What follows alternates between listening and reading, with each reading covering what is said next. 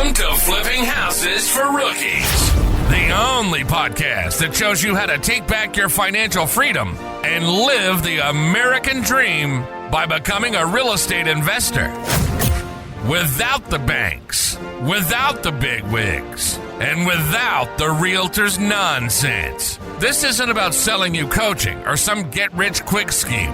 It's about opening your eyes to the possibilities so you can make real chunks of dough, buy your life back, and become a free American.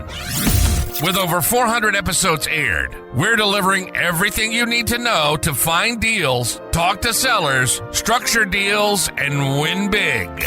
It's time to take action, change your mindset, and claim what's yours. Real estate is the key to your freedom, and we're here to show you the way. Subscribe now and catch our latest episodes on YouTube at Flipping Houses for Rookies, because your financial freedom starts today. Now, here are your hosts, Bill and Pete.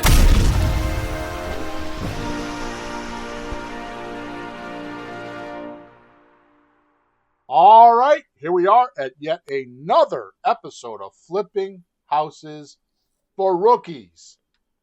Though I was thinking yesterday, Peter, 441 episodes, they're at least 60 minutes. We used to do 90 minutes. Mm-hmm. You shouldn't be a rookie by now, huh?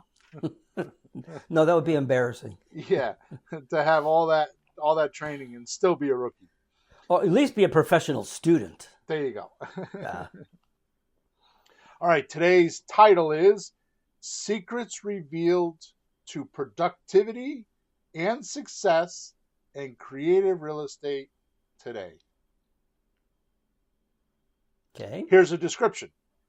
Why is it that so many set goals but never actually hit them? Or worse, forget about them. Even start to implement and life kicks them in the teeth and end up with the exact opposite of the goals. That's the one that happens to me. Mm. Are there actual underground secrets in creative real estate that some know and most don't to being productive and a successful deal maker? Or more important, what do most do when it comes to creative real estate profits that is great harm to themselves? What does a true peak performer learn and do so closing deals and getting getting consistent checks is like breathing air? Then there is the age-old issue of time and making sure it is enough to do it all. Mm-hmm. How do you do this? Or most important, is there an actual formula that is as natural as spring rain falling? This may sound simplistic, but for many, it is not simple to do. Today, we are going to drill deep into how you can easily turn your creative real estate machine into a productive, successful activity with just a few easy changes.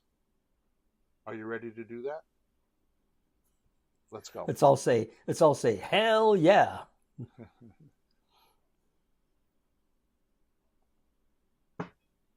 Okay, so let's just do some housekeeping things here.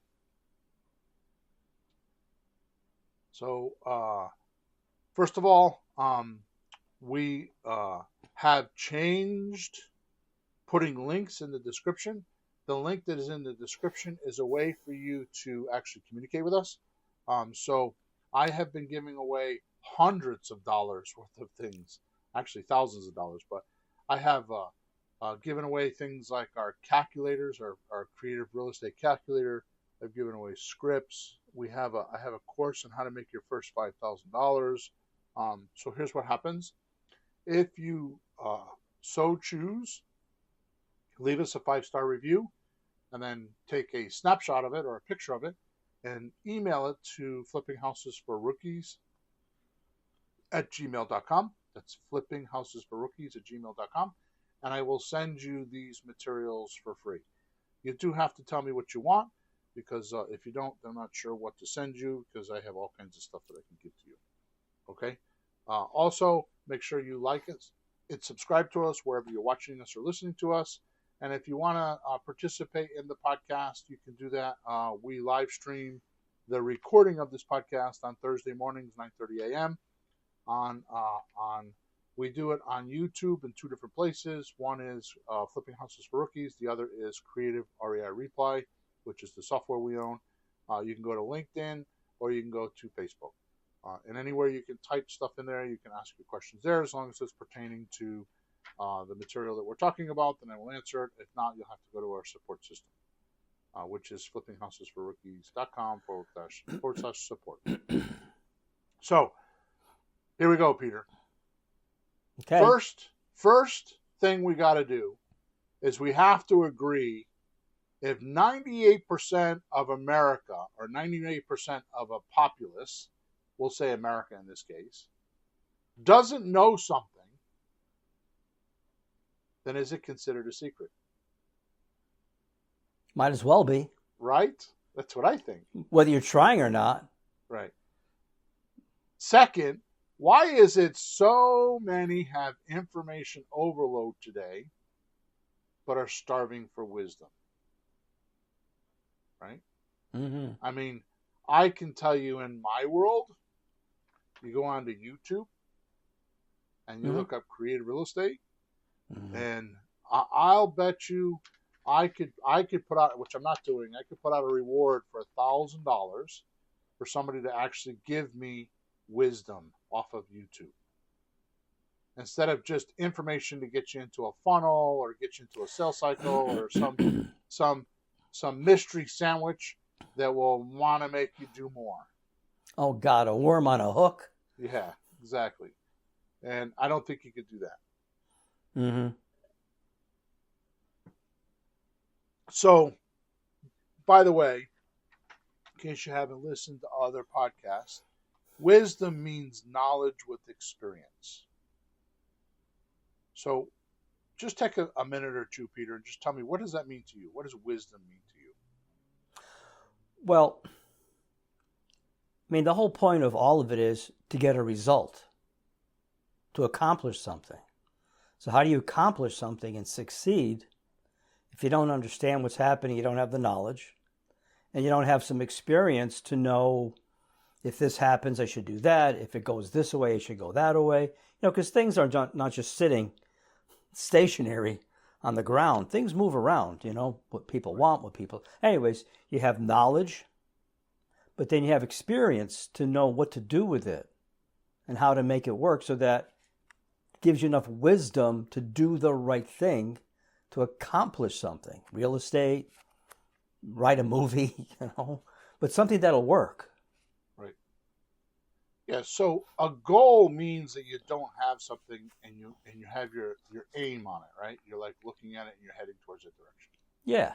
Correct? Like, yeah. I'm in Connecticut and I want to drive to California. Yeah. Right? So the aim is what? What is the aim? The aim is where you're headed to, not where you are. So you want to be in California. Right. So the aim is I want to be in California. Yep. So a result is something that comes about as an effect or an end. Mm-hmm. So the result would be I'm in California. Yep. Right. Now, this is totally not part of my notes today, but when you set out for goals, there's a lot of, we could do a whole podcast on this, which I decided not to because I'm doing it this way instead. But, you know, the easiest way to say it is the only way to eat an elephant is one bite at a time. Mm-hmm. Right? So each one of those bites is considered a result getting you closer and closer to your goal. So without getting into a whole dissertation this morning about it, results could be the end of something, or you can have sub-results, which are adding up to the end of something. Mm-hmm. Right? So you have steps you have to take, right? Right. So wisdom comes about in all those steps. Everything that you overcome which, by the way, is happiness. That's what makes you happy. Being in California isn't what makes you happy. It's the steps you go along and the things you learn and the obstacles you have to overcome is what makes you happy. And most people don't understand that, right? So, wisdom means knowledge and experience, right? So the question is, why is it so many have information overload today but are starving for wisdom? And my response to this, if you ask me, which I'm imposing upon you right now because you're listening, after privately coaching so many, and I'm in 3 coaching groups, and I don't say that to brag, I just say that because the information I get is from people doing the business. It's not just me, right? Or it's not just you. It's because I have 3 different perspectives. It's not just my own coaching group, right? I mean, one is mine, one is with a software company, and one is with another guy that I help, right? Everyone in these coaching groups, everyone. I'm not saying, I don't like to use generalities like that, but this is true. Everyone says they want to win. Sure. Right? They all say that. They want to win. They're there because they want to win. And most, when saying it, mean it.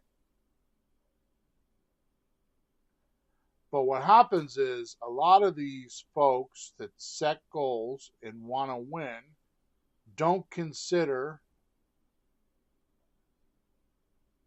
the cost of losing enough to do necessary things to win. Now, again, I will tell you that I've said this probably, I don't know how many times, a dozen times before. I'm in the middle of reading one of the most fascinating books I think I've ever read in my entire life. I can't put it down.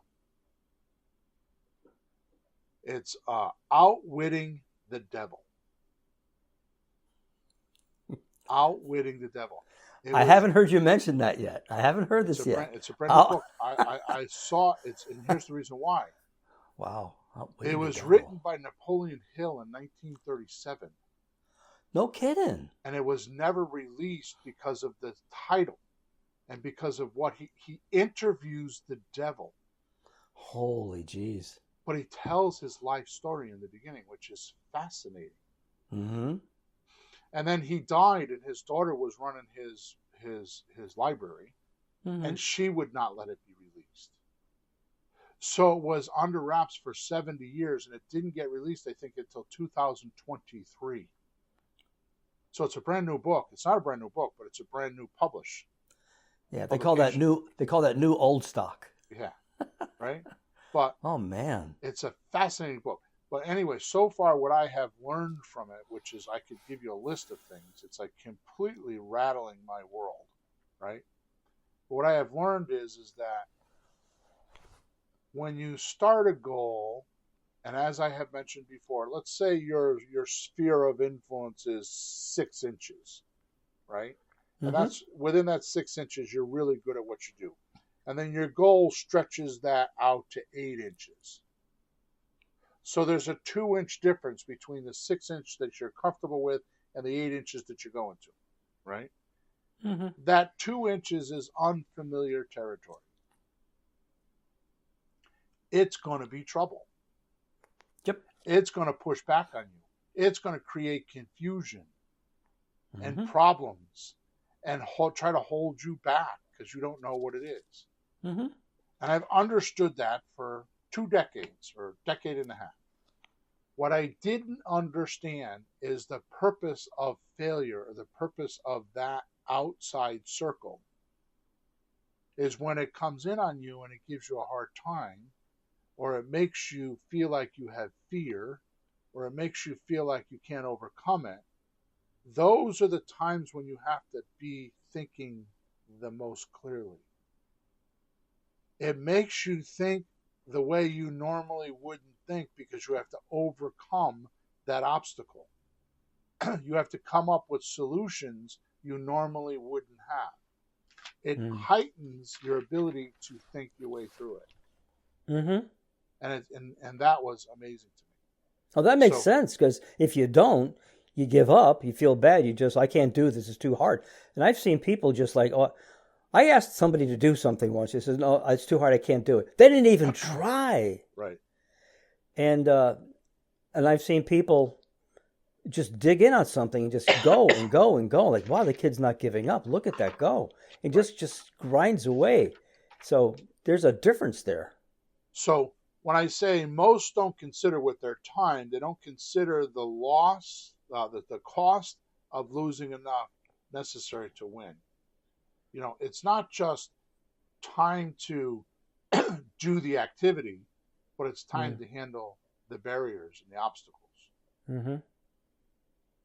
I realized this when I was, I realized this because I've been kind of like really soul searching lately.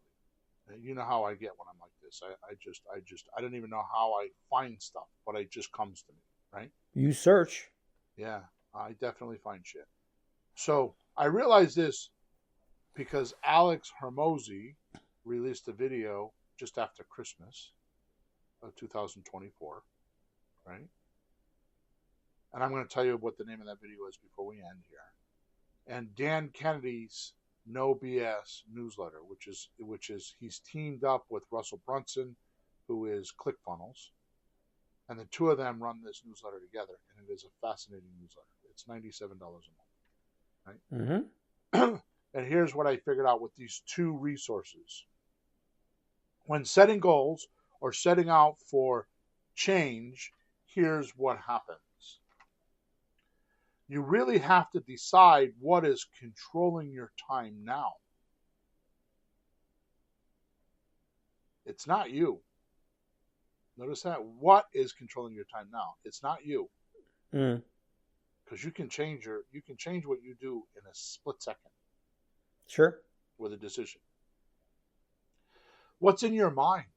What are you thinking about right now? Right? I talk about Dan Sullivan, one of my that book, which is an incredible book, Thinking About What I'm Thinking. Mm-hmm. It's a small book, but it's very impingeful. And where's your energy going? Like, where are you expending your energy? Right? And I'll get into that in a few minutes. But first, let's talk about the expense or cost of setting a new goal. Okay. We never think about this, right? This is Alex talking now, right? It totally rattled me. Totally rattled me. Enough that I wrote this podcast. What I'm talking about here is a budget on your time. And how much this new goal will cost you in time. And I don't mean in time like doing time, but what do you have to give up? And is it worth that expense? Right? For example, suppose you want to do creative real estate, right? And you decide that you need to do 1 hour per day of marketing and 1 hour per day of talking to sellers, which is how I train many real estate people, is they tell them in the morning, do 1 hour of marketing. In other words, outflow. And then after a while, you're going to start getting inflow. So in the afternoon, you spend 1 hour talking to sellers or buyers. Like if you're selling property, right? The point is that outflow begets inflow, right? So if you're outflowing, in the beginning, you won't have somebody to talk to in the afternoon. Right. So you do an hour of marketing in the morning and an hour of marketing in the afternoon until you start getting inflow. Then you start switching it. Maybe you do an hour in the morning of marketing and then a half hour of marketing and a half hour talking to people until you get that balance of an hour and an hour, right? To do this, to get this 2 hours, and I'm going completely simplistic here. I would love to go deep on this, but I don't know that I could do that. You might be able to help me, right? To do this, you may have to give something up in your day. Well, sure. So what's the expense? Because if your day is full, which I promise you it isn't, but if you think your day is full, you might have to maybe get up an hour early in the morning to do your marketing. Yeah. So you might have to lose some sleep. Or if you're going to get up an hour early, you may have to go to bed an hour earlier the night before. Mm-hmm. Right? Which means maybe you don't watch that favorite TV show. Right? Sure. Or you don't go to a friend's house, or you don't go out drinking with your buddies or to the cigar shop. I've done that. On a Friday night, stay out too late with a productive day the next day, and then I end up dragging my heels the next day because I stayed out too late. I've done that. Right? See, here's what happens, Peter. When you're tired, or you're bogged down with the wrong thoughts, or I don't mean it this way, but just to get the concept, there's some depression or suppression that's kind of like squashing you a bit. Mm-hmm. You won't reach. You won't push. You won't drive. You won't go outside of yourself. You'll just stay stuck inside of you. Mm-hmm. Kind of victim-y. Sure. Like, oh, look what's happening to me. So the most powerful thing that any human being can do for themselves is to make sure they have enough energy or enough horsepower to push. So, as a bad analogy, but very clear, if you had the olden days, you had horse and buggy, right? Yep. If you had a horse that was ill, or a horse that was distracted because they didn't have their blinders on and they wanted to go a different way than you want to go, or if you have a horse that is like not fed or weak, are they going to pull that wagon the way that you want them to pull that wagon? Mm-hmm. Yeah, sure, not.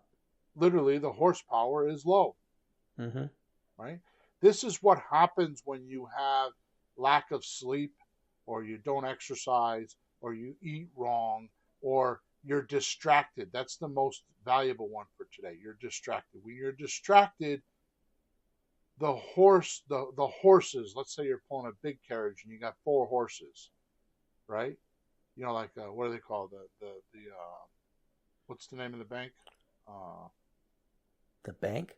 Yeah, the bank. That's the, oh my God. What's that got to do with the horses? Yeah. Oh my God. I was thinking Budweiser beer with the draft horses. Okay, You're that's talking good. banks. Yeah. Because I don't know the bank one, but how about the Budweiser draft horses? It's the name of the, oh my God, why can't I think of it? So anyways, that's a good example. Yeah. So, let me see if I gotta. So there's a bank that has a connection with horses. I know horses, and I know a couple of banks. I'm not connecting that one. Wells Fargo. Wells Fargo was developed because way back in the day, that's what they did, is they like had horses and buggies and carriages, and they carried payroll and all that kind of stuff. They transported. Yeah. Right. Yeah. So but yours is better. So you got Budweiser, and you got 6 horses, and one of them or 2 of them are distracted and want to go a different way than the other 4. Mm-hmm. What happens? It becomes an argument, or becomes a distraction with the other 4 horses, and not all horses are pulling the wagon to its full potential. Mm-hmm. So you see how this is important? The horsepower, or the energy to be able to push, to drive, to be able to stay focused and not allow outside influence to distract you. And I'm going to come back to that, okay? Sure. So the other way to handle your time is, instead of giving something up, you could swap your time, right, for the new goal. Like, instead of calling someone to chit-chat, use that time to do your marketing. Mm. Or instead of going to your sister's house and hanging out, use that time for marketing. Adjust your schedule. Or instead of, I don't know, going to the cigar shop like I might do. Or, I don't know, tell me something you might do, Peter, that you could swap time. How much time do people spend watching TV? Okay. Watching the news. That's useless. It's interesting sometimes, but it's just useless. You just gave me an idea. Social media. How much time do you spend on social media? Well, my phone says 2 hours and some a day, but for me, some of it is work. It's not just fooling fooling around. But yeah, your phone will tell you, you spent 2 hours in the phone yesterday. Right. Scrolling, baby.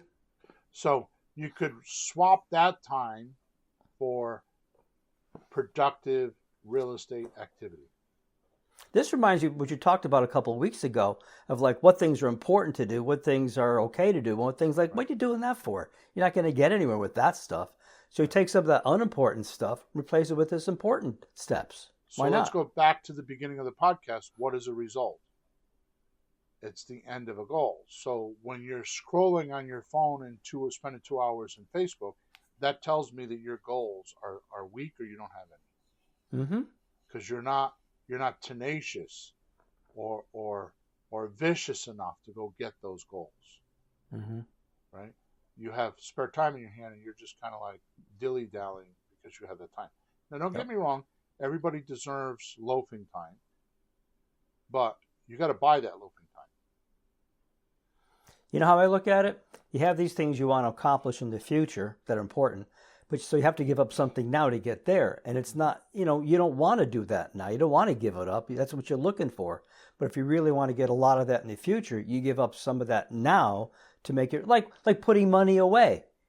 What do you save money for? Just spend it. No, you save some, then you utilize it later to make it grow more. So you're planting seeds for the future. And you have to get out there and bust your butt, dig the hole, and put the seed in the hole and water it. But in the end, something should come from it. But you got to sacrifice something now to get that bigger goal later, or you just be treading water.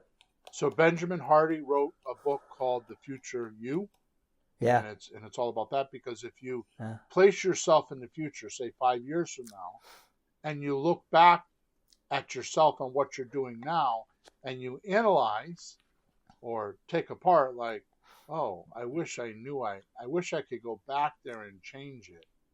Yep. Like you're in your future year, we'll say a year from now or whatever the time is, right? You go a year from now and you're looking back and you're like thinking to yourself, boy, if I could go back to then, I would do this differently. And then you come back to now and you do that thing differently. Yep. It's a pretty interesting concept. Yeah. Right? Yep. So maybe instead of having coffee in the morning for an hour, you do your real estate marketing, right? So the point is you could swap. You can either, if your schedule is really rigorous, which I've not met anybody like that. Everybody has time, right? It's what they want to give up or not give up that's the issue. Yep. Like, I like having my coffee in the morning. Oh my God, if I don't have my coffee in the morning for an hour, my day is a mess. And they have the time, they just don't want to give it up. Or go to my sister's house for dinner 3 times a week, or my mom's house for dinner for 3 times a week. Oh my God, I could never give that up. So it's not a matter of time. It's a matter of what you're willing to swap in and out of your time or give up to get that. So what is the cost of doing that for you? Do you really want to give up eating dinner at mom's? Right? Do you really want to, like in your case, not scroll for 2.5 hours a day on your phone? Mm-hmm. Right? Is that something that you could give up? Maybe you could do it for a half an hour or an hour instead of 2 hours. Right? Yeah. Yep. Okay, so once you get this time budget, as Dan Kennedy calls it, worked out, like when you're going to do it, and you figure out the expense of it, and you're willing to pay that bill, right? Yep. No different than, do I go to Five Guys for dinner? Or do I go to McDonald's for dinner? It used to be a big difference in cost, but nowadays there isn't. But oh God, that's terrible. I mean, Five Guys is a $20 burger, and McDonald's is a $10 or $12 burger. But anyways, so you have to sort out the expense, and once you figure out the time blocking or the time budget, and that how much you're going to pay for it, and you're settled with that in your mind, you can then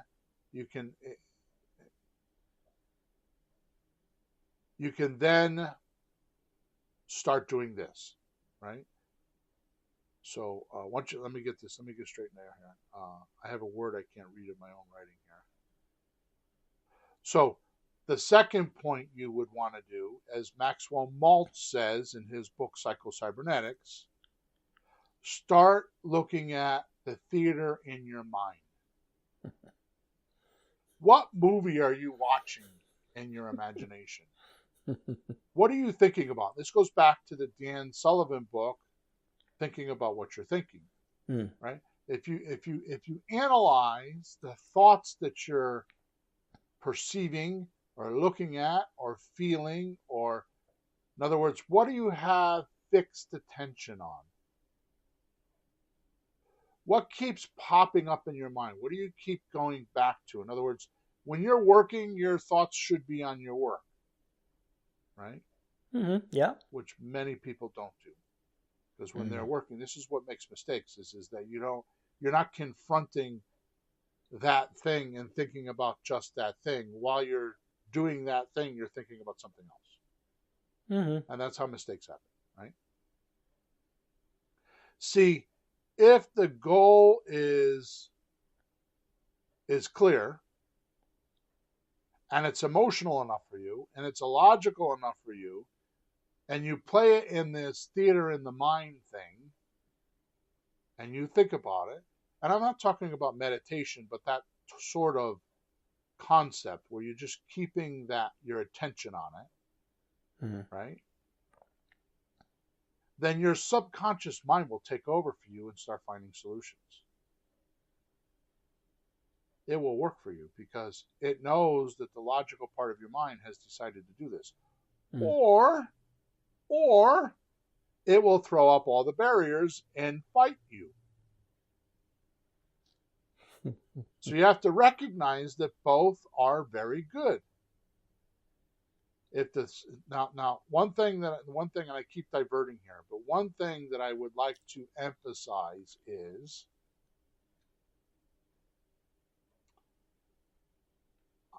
I have a way that I want to say this, but it's kind of religious, and I really don't want to do that. So if you have an idea, let's say an affirmation, right, or a postulate, right? A postulate is it just is. There's no. It's like this. Like I'm going to have $10 tomorrow morning at 2:00. It just is. There's no way I'm not going to have it. Right.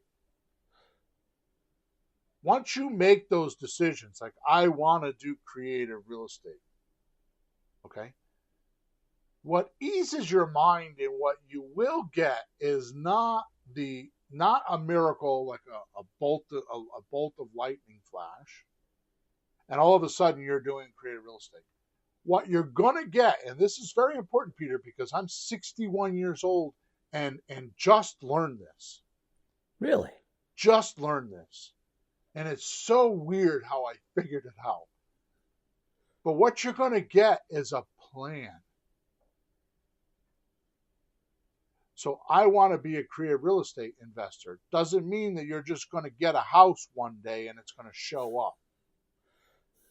What's going to happen is your subconscious mind or your analytical mind, whichever way you're going to do it, but the solution is going to come in the form of a plan. That makes sense. And that's going to set you into action. Yep. See, this is very important. Where your attention goes, energies flow, results show. That's R.T. Eckert or whatever. I forgot his name. It was 20 years ago when I was born. Right? So where attention goes, energies flow, results show. So if you're not playing that movie in your mind, and thinking about it, and if you're not overcoming the reactiveness of this, right, like the environment pushing back on you, then you're not doing it, because cause and effect is in play, right? So what you need to do, and I'm being really profound today, and it probably is not going to be a popular podcast, but it is what it is. You're stimulating or raising your ability to think about what you normally wouldn't think about, which is a plan to do something you've never done before. Well, that makes sense, because if you want to accomplish something you haven't really done before, you got to do something you quite haven't done before. You got to figure out a plan to do that thing. So you got to start off thinking about something that you don't even know about how to get there. So it's a lot of like to me, it's like trusting yourself. And I watch you do things like, we'll buy a house and like, Bill, should we inspect it? We're like, we'll figure it out as we go. And then it needs a new furnace or needs a roof or it doesn't have gas. We got to get a gas line. You got to call the gas. But everything has a solution. Call the gas company. How soon can you get a line put in? Call the plumber. But I watch you just like, well, we could do this, we could do that. Ask people questions. And you find, well, you could do that. And you find solution to things. But you have to put every little bit of it there, step by step by step, trusting yourself that a solution will come. Something, we haven't died yet. We'll get it. And in the end, you succeed and make $90,000. Right. And to your point, the reason I read so much is to get other people's perspective on how they solved a similar problem that I'm looking to solve, which is the reason why my house is full of books. My wife came down to my office the other day. She goes, boy, you got a lot of books. And I thought to myself, hell, that's about 25% of them. She hasn't been in the other room yet. Right? Yeah. I mean, I've got them in my office, I've got them in my bedroom, and I have them in the basement. Right? And I'm not saying that for any other reason other than when I know that I have to overcome a barrier, I'm looking for other viewpoints of how they handled the same problem I have. Mm-hmm. Right? So success needs focus and the right attitude. But it also needs the right surroundings. See, Dan Kennedy explains in his revised book, No BS Management for Entrepreneurs, Edition 4. That means he's written his fourth book and keeps updating it on time management. Wow. You can't reasonably expect to succeed in a failing environment. I watched this with my grandkids on Christmas morning. What? How they would open a gift and they're like, oh, I'm so excited. I wanted this gift. Mm-hmm. And either one or two things, they'll play with it or they'll do whatever. And as soon as they start to take the box open, my daughter will say, okay, we have more gifts to open. Let's do that later. Oh, yeah. Or they'll want to play with it, and there's 10 or 15 other toys in the room that distract them, right? Or the TV's on in the back with the cartoon that gets their attention. Yep. Or they notice that there's a cookie on the counter and they want that. How do they focus on that new gift? So choreographing a distraction-free environment and avoiding distractions or other temptations like text and email, social media, right? Unproductive meetings or interruptions is vital to your production and stress. Dan Kennedy called these in his first time management book, Time Vampires. The person that walks in your office in an office environment and sits down and wants to talk about the baseball game. Right? So the very first and best key to avoiding being distracted is to create an environment where you can't be. I can't be in the kitchen and work because too many people walk in and out. Mm-hmm. Right? I can't be one thing that I did try is I tried one of those community offices. I think I paid $80 a month, and I used to go down to New Haven, right? And there was like this big space that had all office supplies and everything. Yep. I can't be there because too many people. Just the noise alone. Oh, people. So you tried to get away, and you tried to get away, and it was another. Just more problem of other people there trying to get away, right. Distracting each other. I have relatives come to my house and they'll stay here and they'll do things, and the part that aggravates me the most is this is not my house. This is my house. This is my work. This is my office. This is where I have meetings. This is where I do my religion.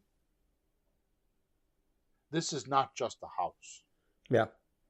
I don't go anywhere. I mean, I went out yesterday. I went down to the church last night. Uh-huh. It was the first time I left in 3 days. I mean, I hadn't been out of the house in 3 days, other than to walk out to the mailbox to get the mail. Yeah. Right. Right. But, Yeah. but, listen to me. Mm-hmm. I'm writing a new book, which you know about. Mm-hmm. It's Thursday right now, and since Monday, I've already written over 10,000 words. Wow. I'm sorry. Over 15,000 words. Well. And while I'm writing the book, I made 4 newsletters. Because I'm going to start a newsletter business, which we're going to release. I have a Subject 2 event coming up this weekend. And once I get done with that, I'm going to release a newsletter. Wow. So that's why I didn't leave the house. And I'm not bragging about that, but I'm just saying that's how you do it. Mm-hmm. I leave the phone outside the door, right? And I shut things off if I have to, so I don't get distracted. Yeah. Yeah. Right? So the first thing and best key to avoiding being distracted is to create an environment where you can't be. Like I just gave you an example. If you're a writer, have a computer that doesn't have an internet access. Just shut your internet off, your Wi-Fi off, and then just be in a room. Listen. I listen to music. I'm a big jazz guy, Mm-hmm. and I just listen to music. I actually have in my bedroom, I have a record player. So when I exercise in the morning, when I get up in the morning, I exercise. I do my mental exercises. I do my physical exercises, and I have records from the 20s and the 30s that I listen to every morning. Right? All right. So for creating real estate, you need a quiet room where you would make your calls from. Now, the most underutilized, under-talked about, underestimated action for success with Creative REI Reply, which is the software that we use that we do 90% of all the work for you, is that we actually make the calls right from the computer. Mm-hmm. So when you open the file of the person that you want to talk to, everything you need is there. You're not distracted by going and looking for something else. Everything you need is there. The calculator's there, the script is there, the phone is there. Everything's in one location. You go to that one screen, and everything you need to do is there. The text messaging, the emailing, the documents, everything is in one screen. Yep. Totally true. So you're not distracted. And when I created the software, and I don't say, I have the ideas, others have created the software. That's how I wanted it to be, distraction free. Now, yeah, you got to have your internet to be able to get onto the software, but you go into the software and you just do that one thing and only that one thing. You focus on that one seller, and that's all you do. Right? So let's say you don't have the software. Okay. And you're going to do this hour in the morning, an hour at night, right? Mm-hmm. Here's what you do. You get in a quiet room, no distractions, other than maybe some soft music, right? Gary Halbert is one of the best copywriters ever. He's dead now. But one of the things he used to do is he worked 33 minutes at a time. Mm. He played the same music in that 33 minutes every time he worked for 33 minutes. It was the same music. Really? It provoked him to write. Huh. And he was by far one of the best copywriters on the planet. He was one of the beginning guys. You're talking back in the day when they did direct mail. Mm. And they would send out a piece of mail and make $10 million. I mean, this guy could write, okay? So you sit in a room with this music for an hour. If you don't want music, that's fine. And here's what you do. You get a blank piece of paper, nothing else on your desk, nothing else around you, no phone, no computer, nothing. Just a yellow notebook pad or whatever piece of paper, notebook, whatever you're going to use. A blank piece of paper and a pen or a pencil to write with. And if you don't know what to write, keep looking at that piece of paper. You don't do anything else until your mind comes up to a necessity level of, I'll do this. And now you start making your plan. It may take you 2 or 3 days sitting there looking at a blank piece of paper. But now watch this. What is the movie in your mind at this point when you stop doing that activity? I just sat there for an hour looking at a blank piece of paper. What am I going to do tomorrow? And that movie in your mind is going to start playing, and your subconscious is going to kick in. You're going to be, well, I wonder. Or you're going to watch a commercial on TV, or you're going to drive down the road and see a billboard, or you're going to be in the store and see the name, a book title of a name of a book title, or you're at the grocery store and the person cashing you out says something and it triggers it. You see how it works? Sure. I know this sounds so profound, but I'm telling you, it is so important. It is so important. What you think is what you get. And I know I've been hammering that, but it is so true. Yeah, but Bill, the crazy thing is, how many people even try to think? Mm-hmm. I mean, I think it's extremely few people. Well, I got a job. I just go do my job. I come home. I eat, watch TV, I go to bed. So a lot of people aren't even taking the first step of thinking, should I be thinking? Can I think? Can I come up with something? What should I do? The book that Dan Sullivan wrote, Thinking About What I'm Thinking, is the reason why I like it so much is because it's the first door. It's entering into the foyer of the house that you can control your thinking. It's not just, it just doesn't come to you. Things just don't come to you. You can control your thoughts and get what you want. Mm-hmm. Instead of being effect of it, you could be cause over it. All right, well, so the mind is on automatic. Yeah. You have to put the brakes on sometime and take over driving. It's like autopilot. It really is. Yep. Unless you just grab it and like do some steering. Right. Okay, so you need to do this hour of staring at this piece of paper, no matter what seeming emergencies happen, or erupting news, or broken plumbing pipes, etc., and you need to put all this stuff into the drawer or into the box. I talked about that a couple podcasts ago, right? The vault in the basement. Remember, you take that thought, you go down in the basement, and you open the vault up, and you go inside the vault, and there's a box there, and you unchain the box and unlock the box, and you take the thought and all the materials and everything that you had containing to that thought, you put it in the box, you lock it back up, wrap it with chains, you go out of the vault, and you shut the big vault door, clunk, and you go back upstairs, and it's safe. You don't have to think about it until you go back down and get it again. Mm-hmm. Right? It's kind of a strange analogy, but that's what it is, right? So once you've put that thought in the drawer or closed it in a locked box, and your mind is clear or gone from current attention units, like the emergency or the erupting news or the plumbing pipes or whatever, you can now focus on the production you need to handle. Right? This drops us at the front door of compartmentalizing your mind and thoughts. Right? Like calling a seller, making an offer, and producing documents for a deal. Keep asking yourself, how can I do that today? Remember what Grandma said, or used to say. Yeah. My wife runs this on me all the time. A place for each thing, and each thing in a place. Mm-hmm. Right?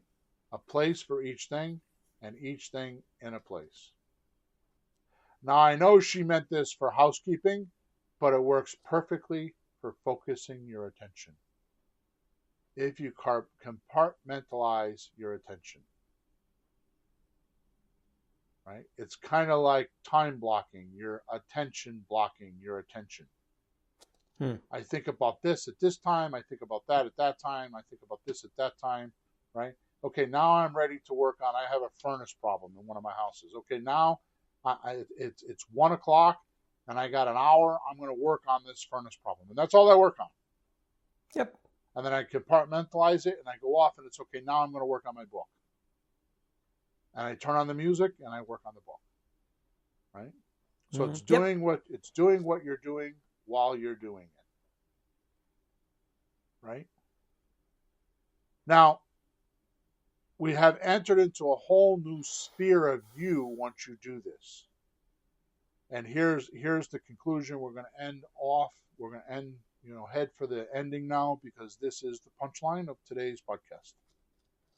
Okay. Now that we have found you, and it's just you and your ability to create and go into the future, you're gonna automatically self-impose pressure on yourself, aka put a necessity level on you. You're gonna need to do this. This is where most are trying to avoid stress, right? These imposed pressures, right? Today, and believe me, I am very loud about this, because I am definitely not a snowflake. Okay? Impose mental health issues. I need a mental health day. I took some of my PTO. Right? Those are not part of my world. My kids do it, and I've learned to survive through this, right? Which often turns into, when you're doing these mental health things or PTO, they often turn into avoiding human being contact or phone phobia, confronting another person, right? And then that turns into just texting someone to make a deal. Again, I'm not posing this, but I would give somebody $1,000, and I'm not saying that I would do this. I'm not saying this. I should. I give somebody $1,000 that bought a house with just texting someone and never talked to them on the phone. Well, you could if you gave him $1 million. Exactly. Yeah, I'm not gonna. Here's the thing. The next billionaire, in my eyes, or a brilliant billionaire idea, is to teach our society social skills again, because we lack social skills in today's society. And this was not an accident. This was orchestrated by certain parties, and they are very close. They want this. A certain government wants this so they can control you. By the way, that government is called communistic. They don't want you to have social skills, right? So we have an epidemic today of a lack of social skills, and it kills a lot of creative real estate investors. And a hint for me is, I don't like confrontation, so I avoid it. Okay. Well, confrontation is what helps you to that. It raises your necessity level to overcome it and think about that thing that you normally wouldn't think about. That's the mental health you need, not subduing and having less stress. Eliminating the stress. The stress and overcoming obstacles and overcoming the physical barriers and the mental barriers is what will make you grow. That is where the success is, on the other end of overcoming those obstacles and outthinking or outwitting those obstacles, is what the experience that you need we call wisdom. That's what you need. Those are the things that you need to pay attention on, right? There's an old saying for this, Peter. What's that? And it's apropos to what's happening in the world right now, and I didn't write it because of that, right? Because this happened before. My saying happened before what's happening in the world today. But losers run from fire, winners run into it. Yeah. Losers run from fire, winners run into it. Pressure facilitates focus and thought.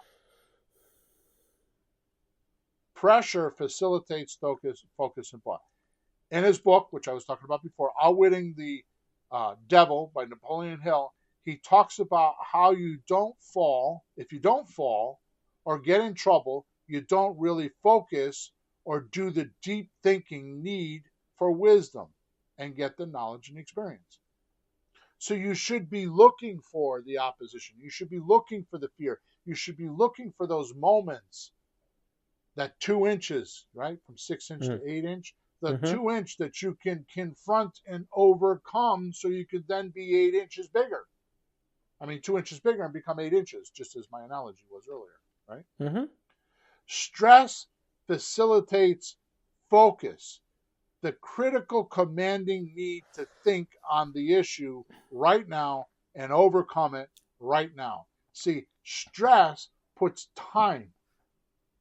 There's deadlines with stress. And they don't just let you meander off and think about, oh, willy-nilly, oh my goodness, someday I'll figure it out. No, stress puts a deadline there, right? A true peak performer learns how to look and actually be relaxed under this type of pressure. So a true peak performer not only looks for this pressure, but knows it's going to happen, has prepared for it, has time blocked for it, and is expecting to use his available resources to overcome these problems. And he's relaxed about it because he knows in the end, when he gets through these problems and through these barriers and through this fear, he's going to have a big win. My daughter gives this back to me all the time. She just did it yesterday. I hadn't talked to my daughter in 4 or 5 days, which is unusual. And she says to me, how you doing, Dad? I said, well, I'm a wounded dog licking my wounds. I'm getting there though because I'm pulling out of it. Because I've had some stuff recently that has been on my plate, and I keep pulling myself out of it by saying, damn, the other side is going to be really good once I get through this, because these are some crazy shit things happening to me, right? And they're only happening because I'm expanding. They're not happening willy-nilly. They're happening because I'm expanding, right? But she says to me, my favorite saying is, the pendulum swings both ways. So when it gets really bad, there's going to be something that's just as equal, because that's how Mother Nature works, that's going to be really good, right? So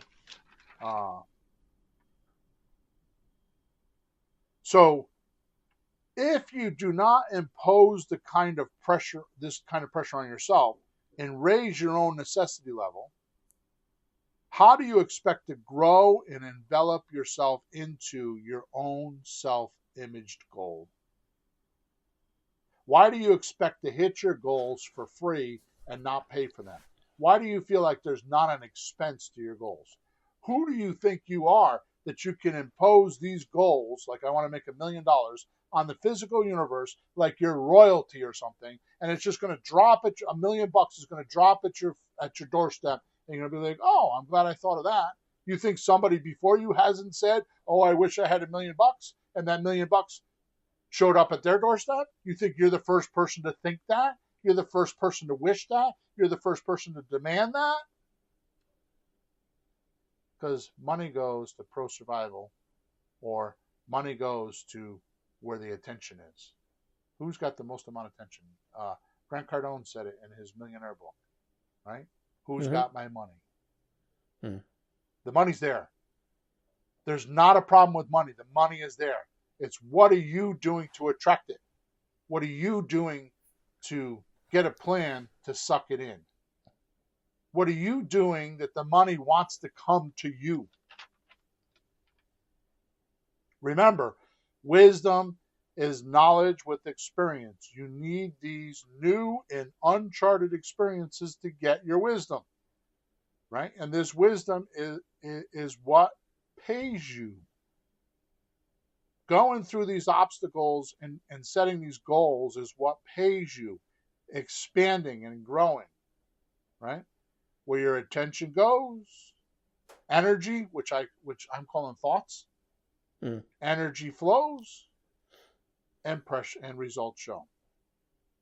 When you decide to focus, decide to work in a distraction-free environment, you will soon start to be considerate about interrupting other people's time.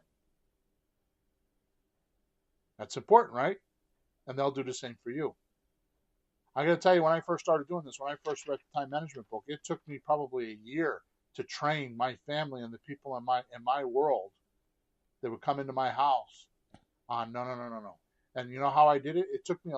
You're going to think this is stupid. Oh, I could have done that in 30 seconds. Well, it did. I'm a dumbass. It took me probably months and months to figure this out. But I made a rule: when my office door is shut, don't knock, don't come in, don't anything. Walk away. And to this day, even my wife, once in a while, she'll barge into my office and I'll look at her and she's like, "What?" I'm like, "You didn't knock." "I'm your wife." "I don't care."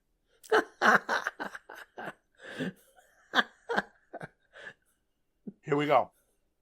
So hopefully this made sense. So now I want to leave everyone with a little bit of homework assignment. Good. Okay, so I went really profound today. I don't know if this podcast is for me or for you or for the listeners, because I think it's probably more for me because it gives me a chance to write down things that I'm going through and things that I'm sorting out and things that I'm learning that others have learned before me, but I'm just now coming around to it. And I'm telling you this at 61 years old. I'm telling you these things, and I'm telling you these things after doing hundreds and hundreds of deals. And then still learning. Here's the homework assignment. Number 1, go on to YouTube. You should be writing this down. Go on to YouTube and find Alex Hormozi. Okay? Search the video. So go on to YouTube, Alex Hormozi. Search the video, My Blueprint for Setting Goals, episode 818. 818. So My Blueprint for Setting Goals, episode 818. You should listen to it a few times. 818. Holy crap. So Peter, if you go into the group that we just started, if you go into the WhatsApp, I put it in there. Okay. It's already there. Okay, for you. Oh, thank you. Number 2, while still on YouTube, you should search for motivational.tv. Motivational TV. Okay? There are a lot of videos. This guy's pretty good. He uses a lot of the old books and stuff, and he recites them and gives examples.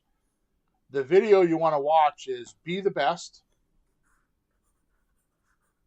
And then there's like those bars that you use, and it's like a straight up bar to separate text. I don't know what it's called. Oh. Yeah. There's a separator. And then it says 1 hour to change your next 10 years.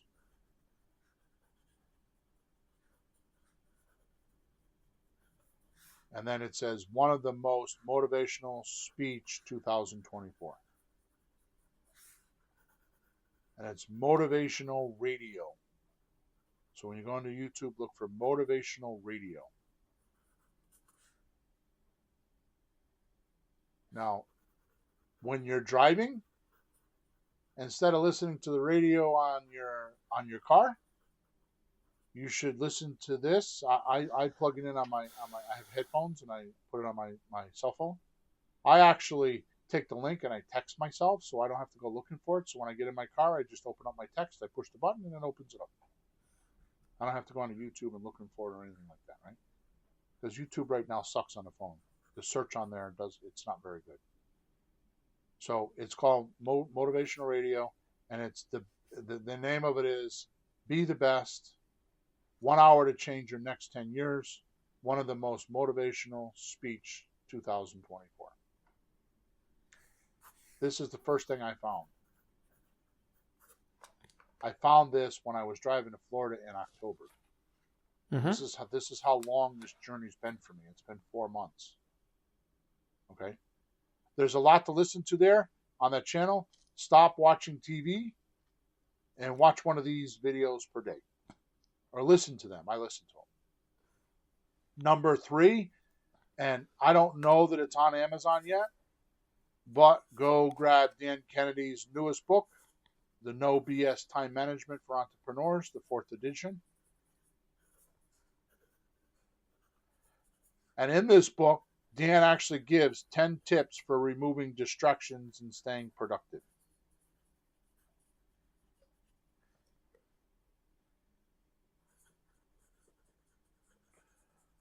So if you can't find it on Amazon, go to No BS, Dan Kennedy No BS website, and you'll get it there.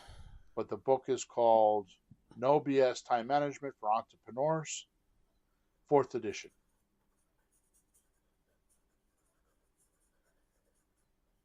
Now, I'm professing right now that this homework assignment is guaranteed to reset you for complete, productive, and success in creative real estate if you listen and implement. Just those 3 things, because that's all I did. It's amazing. Just the 2 videos alone. I mean, Alex Hermosi, I don't even know what to say about that guy. I don't know if I'm more impressed with his wisdom, which I don't think is his wisdom. I think he just isn't like how I read, but he definitely knows how to articulate it so others can get it and get the punchline. And he's very short and concise, unlike me. Okay, good. Don't forget to subscribe to wherever you're watching us or listening to us. Make sure you like us wherever you're watching us or listening to us. And if you would like some free goodies, hundreds of dollars worth of gifts, I will bribe you. If you were to leave us a 5-star review, take a picture of it and send it to flippinghouses4rookies@gmail.com. And I will make sure you send the screenshot and make sure you ask me for what you want. Like I said, as of now, I mean, any podcast, if I've mentioned anything on any podcast in 441 episodes, I will give it to you. Okay, so the big thing that we've been working on lately is the Creative Real Estate Calculator, the script, the Grand Slam offer script, which is very exclusive to me, and my How to Make Your First $5,000 course. Okay, thank you very much. Thanks for your attention today, and flourish and prosper. We'll talk to you on episode number 442. Over now. This has been Flipping Houses for Rookies. The American Dream. What is it? It's called financial freedom, and with real estate, you'll have it. Without the banks, without the bigwigs, and without the realtors' nonsense. Bill and Pete are 2 real estate investors with 30 years plus of experience, hundreds of deals under their belts, and a mission to change the way you think about creative real estate. Do be sure to like, rate, and review the show. And after that, hit up our YouTube channel at Flipping Houses for Rookies /streams. We'll be back soon, and see you then on Flipping Houses for Rookies.